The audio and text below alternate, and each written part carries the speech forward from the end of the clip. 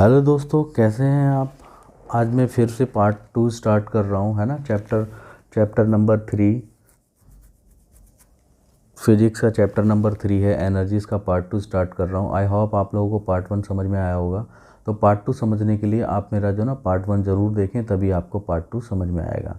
ठीक है, शुरू करते हैं। Potential energy. तो when you turn on tap, water rushes out with some speed. क्या कहता है, जैसे ही आप टैप को टर्न करेंगे, घुमाएंगे, तो वाटर जो है, पानी बाहर निकलने लगेगा, है ना। कुछ स्पीड के साथ में, जैसे जैसे टैप को आप मूव करते रहेंगे, वैसे वैसे पानी का स्पीड से बाहर निकलने लगेगा टैप से। या दूसरे शब्दों में कहें, in other words, the water has kinetic energy. पानी में क्या है, काइनेटिक एनर्जी है, तभी तो पानी मूव कर रहा है ना। ठीक है ना, पानी तभी मूव कर रहा है। How does water get the energy. तो पानी में वो एनर्जी आई कहाँ से, पूछता है आपसे। क्या पूछ रहा है ये कि how does get the energy, पानी में वो एनर्जी आती कहाँ से है या कहाँ से आती है। It gets its form being stored in a tank above the ground. ठीक है ना। तो ये कहाँ से आती है, वहाँ से आती है कि जो पानी जो है आपका टैंक में है ना, above the ground. Ground level से हाइट पे कुछ टैंक रखा हुआ है आपने, तो वो टैंक रखा हुआ है, तो वो नीचे की तरफ जब पानी आएगा, तो इसीलिए पानी में आपका काइनेटिक एनर्जी आएगी। जब कोई चीज़ आप बहुत हाइट से ऊपर से नीचे के लिए छोड़ेंगे, तो उसमें काइनेटिक एनर्जी आएगी ना। क्यों आएगी, उसके खुद के मास की वजह से, है ना, वेट की वजह से। तो पानी में जो मास है, तो उसकी वजह से वो उसमें क्या आ रहा है, उसमें काइनेटिक एनर्जी आ रही है। इसीलिए हम टैप को ऑन कर रहे थे, तो पानी हमारा बाहर निकल के आ रहा था उसमें, मोशन के साथ में। समझ में आई बात। चलो, the pump that pushes the water up to the tank does some work. जैसे हम घरों में भी यूज़ करते हैं पंप से, अपनी जब टैंक को हम भरते हैं, ऊपर जो हमारी छत पे रखा रहता है, तो पंप हमारा क्या करता है, पानी को पुश करता है, मतलब धक्का देता है ऊपर की तरफ, जिससे कि पानी चढ़े टैंक में। तो ऐसा करने के लिए कुछ काम करना पड़ता है। तो which is stored in the water as its potential energy. तो वो जो पानी जो है ना, which is stored in the water as its potential energy, तो पानी में जो ना क्या हो जाती है, पोटेंशियल एनर्जी हो जाती है उसकी वजह से। We use the word potential. Potential word का ये यूज़ कर रहे हैं, क्यों कर रहे हैं, बिकॉज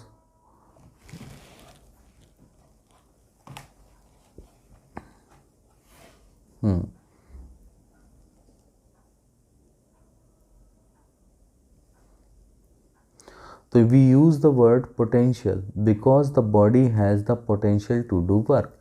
यहाँ पर ये पोटेंशियल वर्ड का जो यूज़ कर रहे हैं, क्यों कर रहे हैं, क्योंकि body has the potential to do work. कि कोई भी बॉडी, वो जो बॉडी है उसके अंदर क्या है, पोटेंशियल है ना। पोटेंशियल मतलब स्थिति ऊर्जा, जिसको बोलते हैं पोटेंशियल एनर्जी, है ना। तो काम करने के लिए यूज़ कर रहे हैं। It does not actually do work until it's starts moving. और तब तक आप काम नहीं कर सकते हैं जब तक कोई भी बॉडी मूव ना करे, मूव करना स्टार्ट ना कर दे। ठीक है, बात समझ में आई आपको। ठीक है, अब आगे की तरफ बढ़ेंगे, ग्रेविटेशनल पोटेंशियल एनर्जी के बारे में। ठीक है,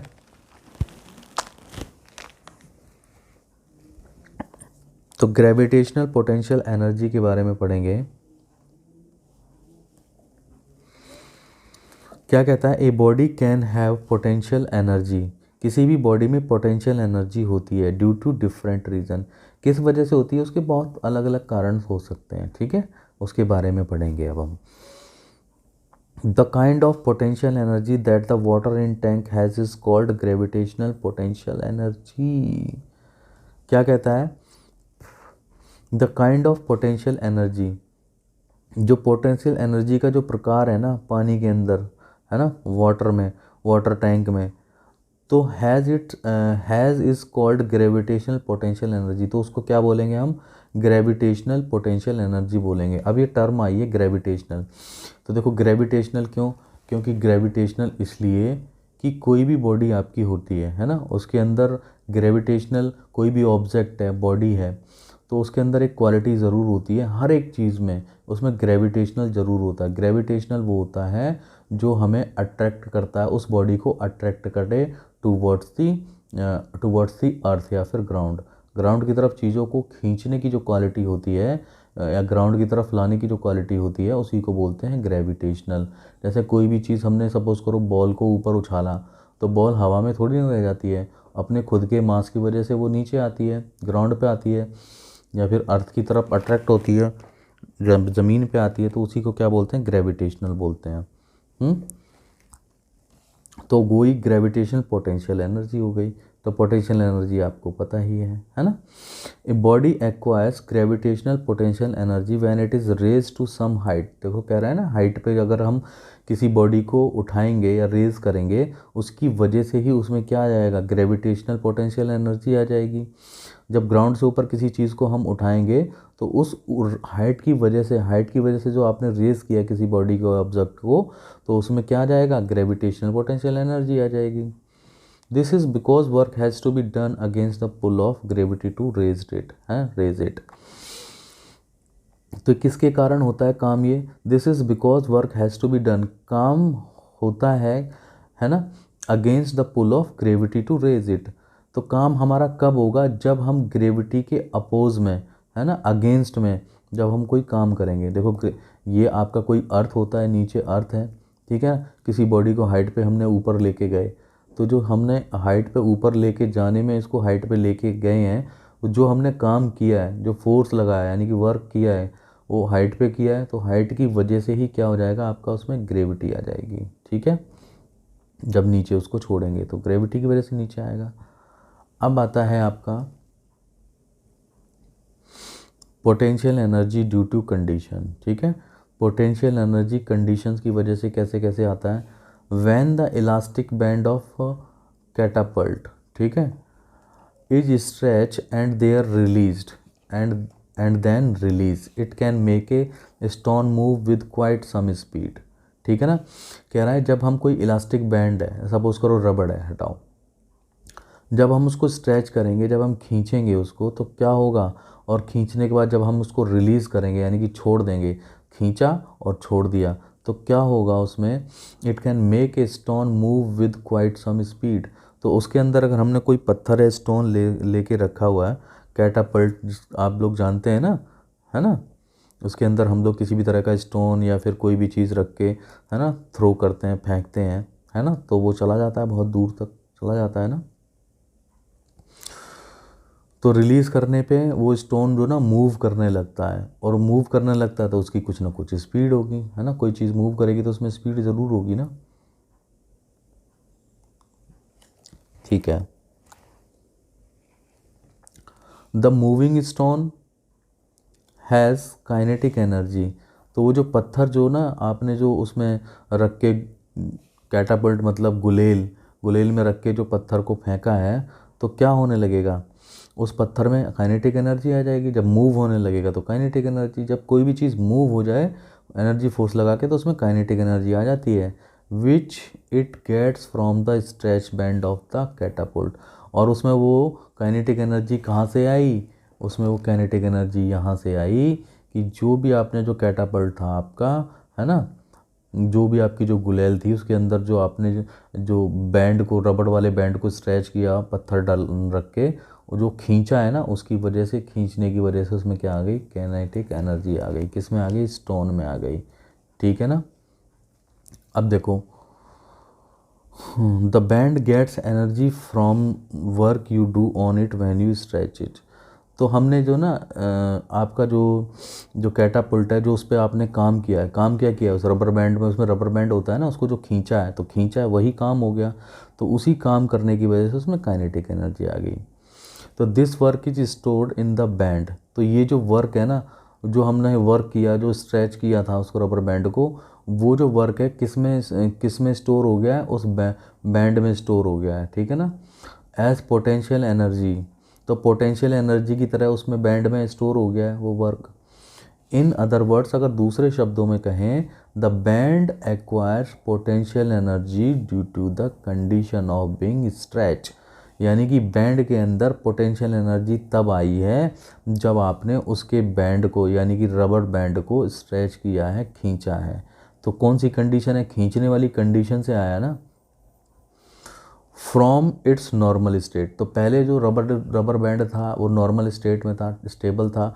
आपने जब उसको स्ट्रेच किया तो क्या आने लगा उस रबर बैंड में क्या आने लगा, वर्क किया आपने रबर बैंड के साथ वर्क किया तो उस स्टोन में मूवमेंट आ गया तो काइनेटिक एनर्जी आ गई। Similarly A spring can acquire potential energy when it is either stretch. Spring का भी एक एग्जांपल हो सकता है पोटेंशियल एनर्जी के लिए, है ना, कि जब उसको हम खींचते हैं और छोड़ते हैं तो उसकी वजह से ऐसे ऐसे ऐसे हिलने लगता है, वाइब्रेट करने लगता है ना। तो उसमें देखो खींचने की वजह से आपने काम किया है, स्प्रिंग में वर्क किया है, तो वर्क जो है स्टोर किस में हो गया उस स्प्रिंग में, पोटेंशियल एनर्जी की तरह। तो पोटेंशियल एनर्जी की तरह हो गया, ठीक है ना। चलिए बढ़ते हैं आगे की तरफ, नेक्स्ट टॉपिक की तरफ। और नेक्स्ट टॉपिक है, हाँ जी,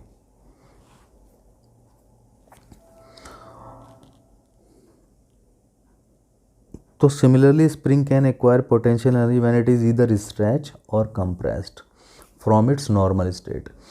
तब स्प्रिंग को जब आपने, अगर आप कंप्रेस कर रहे हैं मतलब दबा रहे हैं, ऐसे कंप्रेस कर रहे हैं, है ना, या उसको खींच रहे हैं ऐसे, डिकम्प्रेस मतलब खींचना हो गया ना, बाहर की तरफ खींच रहे हैं। तो जब उसको नॉर्मल स्टेट से जब कंप्रेस करेंगे या स्ट्रेच करेंगे, उसी की वजह से में क्या आने लगेगी, पोटेंशियल एनर्जी आने लगेगी। A toy pistol for example has a long spring inside it's barrel. तो जो हमारी जो कोई टॉय होता है, पिस्टल का जो टॉय होता है, खिलौना होता है, वो एक एग्जाम्पल हो सकता है। उसमें क्या हो सकता है, जो स्प्रिंग जो होती है ना बैरल के अंदर, ठीक है ना, बैरल होता है, इस पर उसके अंदर स्प्रिंग होती है, तो उसका एक एग्जाम्पल हो सकता है ये, वो भी कह सकते हैं हम। This gets compressed. तो ये जो पिस्टल है आपकी टॉय वाली, वो कब कंप्रेस्ड होगी स्प्रिंग उसकी, when A dart is pushed into the barrel.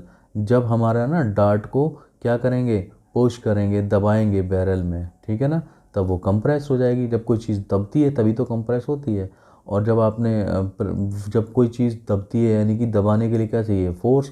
तो फोर्स से आपने दबाया तो वो कंप्रेस होगी, है ना, अपनी आकार को छोटा करने की कोशिश करेगी। और जैसे ही उसको डीकम्प्रेस करेंगे, यानी कि उस जो आपने जो वर्क और फोर्स लगा रखा है उसको रिमूव कर देंगे, तो अपनी वो नॉर्मल पोजीशन में आ जाएगी। क्लियर है ना। तो compressed spring stores the work you do. तो जो कंप्रेस जो स्प्रिंग है ना, अपने अंदर क्या कर लेगी, वर्क को स्टोर कर लेगी जो आपने कंप्रेस किया है। While pushing the dart in as potential energy, बिल्कुल ठीक है। When the spring is released, और जब उस स्प्रिंग को छोड़ देंगे हम लोग, रिलीज कर देंगे, this energy does the work of making the dart fly out, है ना। तो उसकी वजह से वो जो एनर्जी उसके अंदर स्टोर हो गई, क्या करेगी, वो काम करेगी, डज द वर्क, काम करती है, making the dart fly out. तो डार्ट जो है हमारा फ्लाई आउट करने के लिए, ठीक है ना। तो पिस्टल के अंदर जो डार्ट है, जब आपने उसको रिलीज़ कर दिया, रिलीज़ किया, देखो जब आप उसको ऐसे दबाएंगे तो क्या होगी, स्प्रिंग कंप्रेस होगी। और जब आप उसको छोड़ेंगे, जब डार्ट बाहर आएगा तो बाहर की तरफ जाएगा कि नहीं जाएगा, कोई फ्लाई आउट करेगा कि नहीं करेगा। तो इसी को बोलते हैं आपका कि पोटेंशियल एनर्जी किसी भी ऑब्जेक्ट या कंडीशन में, ऑब्जेक्ट में उसकी कंडीशन की वजह से आ सकती है कि आप क्या कंडीशन है। यहाँ पे क्या क्या कंडीशन सीखी आपने, कंप्रेस और डीकम्प्रेस, दो कंडीशन सीखी हैं यहाँ पर। देखो ये एग्जांपल भी इन्होंने पिक्चर भी दिया है बहुत अच्छा। The elastic band of A catapult has potential energy when it is stretch. तो देखो ये कोई आपकी कैटापुल्ट है और ये आपके रबर बैंड है ना, यू शेप में ऐसे, है ना, और यहाँ पर आपने स्टोन रख लिया। तो आपने क्या किया, ये रबर बैंड को स्ट्रेच किया, यानी कि वर्क किया। तो वो वर्क किस में स्टोर हो जाएगा, इस स्टोन में स्टोर हो जाएगा। उसकी वजह से जब आप इसको यहाँ से रिलीज़ करेंगे, अपने हाथ को यहाँ से हटाएंगे, है ना, जो स्ट्रेच किया उसके बाद डीकम्प्रेस करेंगे, तो ये स्टोन बहुत तेज़ी के साथ में बाहर निकलता हुआ जाएगा, ठीक है। तो यही कहना समझा रहा है, यही कहना चाहता है। तो यहाँ पर मैं पार्ट 2 ख़त्म कर रहा हूँ। नेक्स्ट वीडियो में मिलते हैं पार्ट 3 में। अगर आपको ये वीडियो अच्छा लगा है तो please like, share and subscribe करें, है ना, और अपने ग्रुप और स्कूल के दोस्तों में भी शेयर करें। Thank you.